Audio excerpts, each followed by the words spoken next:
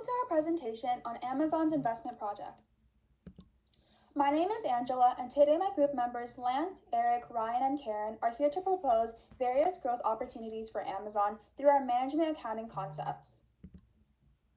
Table of contents. Throughout our presentation, we will be discussing key topics for Amazon's investment project, including the SWOT analysis, data analytics, as well as two major accounting tools and their environmental impacts. Executive summary. Amazon is a globally recognized corporation specializing in e-commerce, cloud computing, digital streaming, and the development of AI. To support Amazon's global operations, we are proposing the construction of an onshore wind farm compared to external purchasing. Our capital budgeting analysis reveals that this project is strongly positive with an NPV of $1.3 million, making it a sound investment. Our second suggestion through our CVP analysis shows that Amazon should shift to using electric delivery vehicles to reduce operating costs. Both suggestions provide environmental benefits, yet are both financially reasonable. In 1 decade, Amazon has transformed from an online bookstore into a $638 billion revenue powerhouse, growing from $89 billion in 2014 at an impressive 22% average annual rate. So let's examine their strategic position through a SWOT analysis. For their strengths, Amazon dominates global e-commerce through brand recognition, industry standard logistics, and diversified revenue streams across AWS cloud, advertising, and third-party marketplace services, creating stability despite market fluctuations. However, their weaknesses include massive fulfillment and data centers facing high operating costs that squeeze margins, while dependence on external utilities limits control over energy pricing. However, there are opportunities. Significant potential exists in renewable energy investment, particularly wind farms, which could reduce long-term costs while boosting their ESG leadership.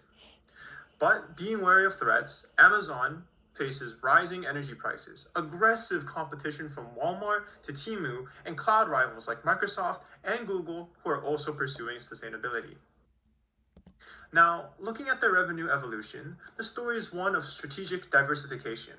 While online stores grew from $68 billion to $247 billion, their revenue mix transformed dramatically. In 2014, online stores represented 77% of revenue. By 2024, that dropped to just 39%. Meanwhile, high-margin services exploded. Third-party revenue grew from $12 billion to $157 billion. AWS expanded from $5 billion to $108 billion, and advertising emerged from $0 to $56 billion. Geographically, North America remains dominant at 61% of 2024's revenue, with international at 22% and AWS comprising 17%. The strategic takeaway? Well, Amazon successfully transformed from a pure e-commerce player into a diversified technological platform. Their growth in high-margin services like advertising and AWS positions them for continued strength, while their core retail business provides stable foundation.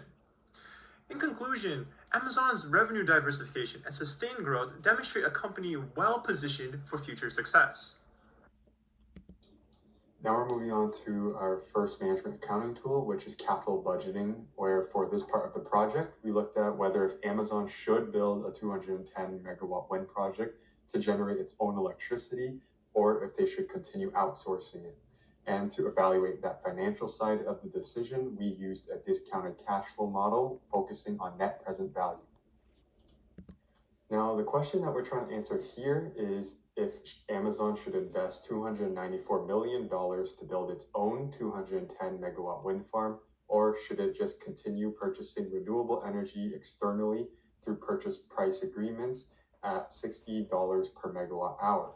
Right now, Amazon relies heavily on long-term PPAs to meet both its sustainability goals and its operational energy needs, but PPA prices have been rising, and relying on external suppliers creates long-term price and supply uncertainty. Building internally could reduce those long-term energy costs, improve energy security, and support Amazon's net zero goals. So the decision comes down to whether the long-term benefits like cost savings, tax impacts, and salvage value outweigh the upfront investment. That's why capital budgeting is the right tool here. So to build a DCF, we first defined all other major assumptions based on industry data and Amazon's financials, where the wind farm capacity is 210 megawatts, which produces about 662,000 megawatt hours per year using a 36% capacity factor. The total capex is $294 million, and our operating and maintenance cost is $12.68 per megawatt hour. For the buy scenario, we would assume that Amazon avoids paying $60 per megawatt hour, and that's the PPA price from the University of Michigan's energy data. Construction takes 2 years from 2026 to 2027, and operations begin in 2028, where we also don't assume any changes to net working capital since this is an internal generation project. And finally, we applied a salvage value of $3.3 million in the last year to reflect the remaining economic life of the asset.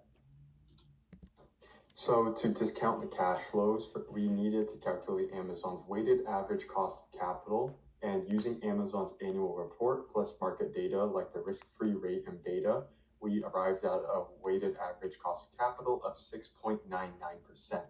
And this rate incorporates Amazon's capital structure, the cost of debt after tax, and a conservative equity risk premium. It represents the minimum return Amazon needs to earn for this project to be worthwhile. Here's the full discounted cash flow model, where we can see that we have the construction outflows, which total of $294 million. And starting in 2028, the project can then begin generating annual savings.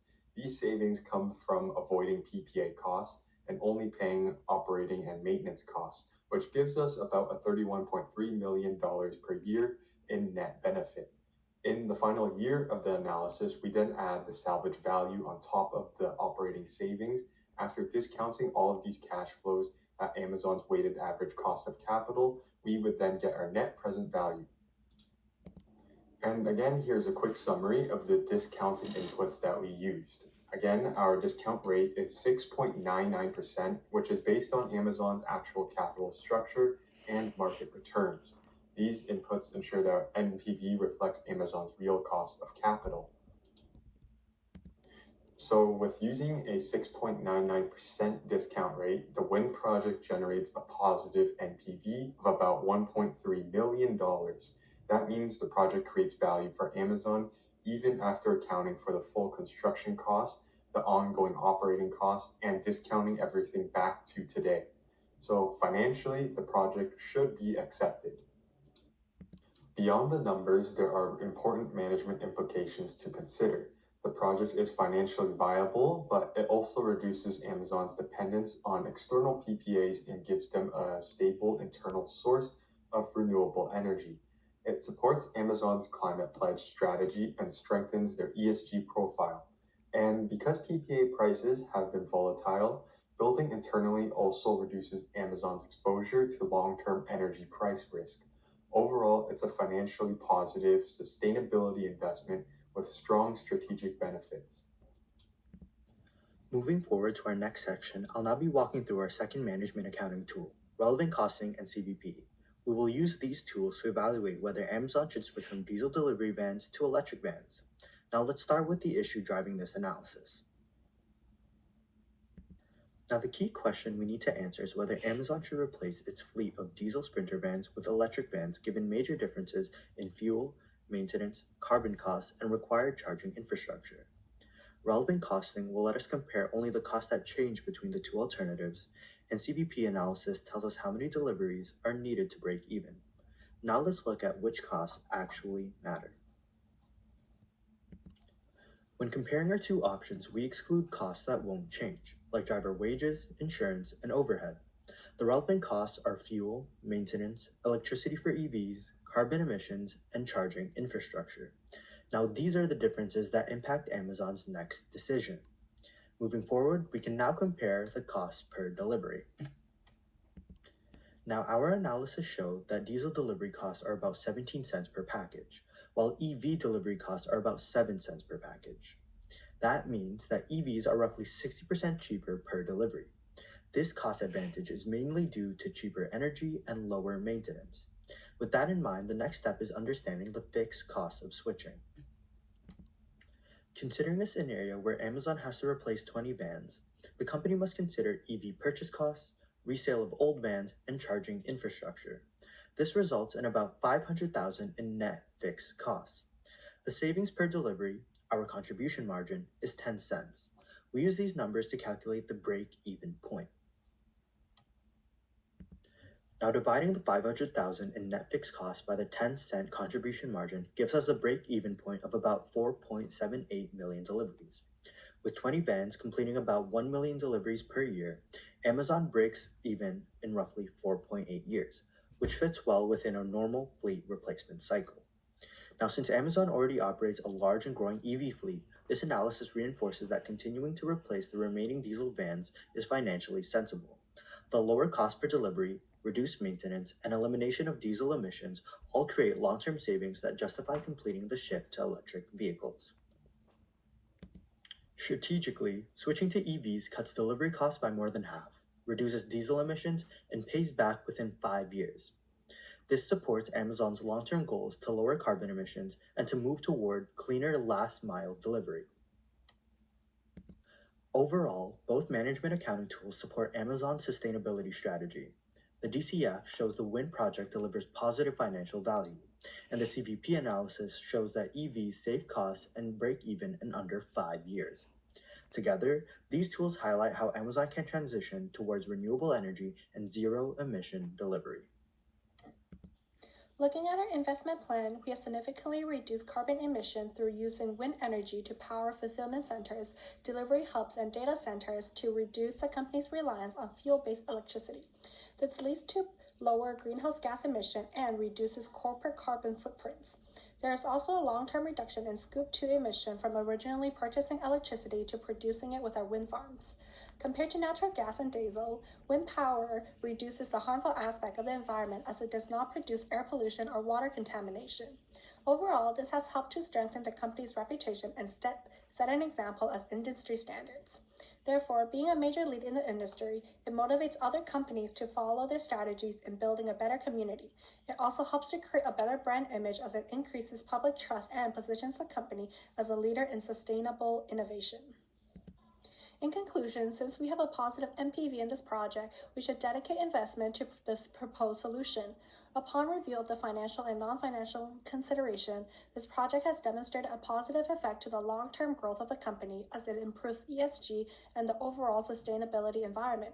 In terms of Amazon's short-term goals on this investment, it would be recovering from the initial investment. For the long term, the project increases overall efficiencies while reducing costs. Due to climate change and restriction on non-renewable energy posed by the government in the future, Amazon is preparing to be a leader in this retail industry.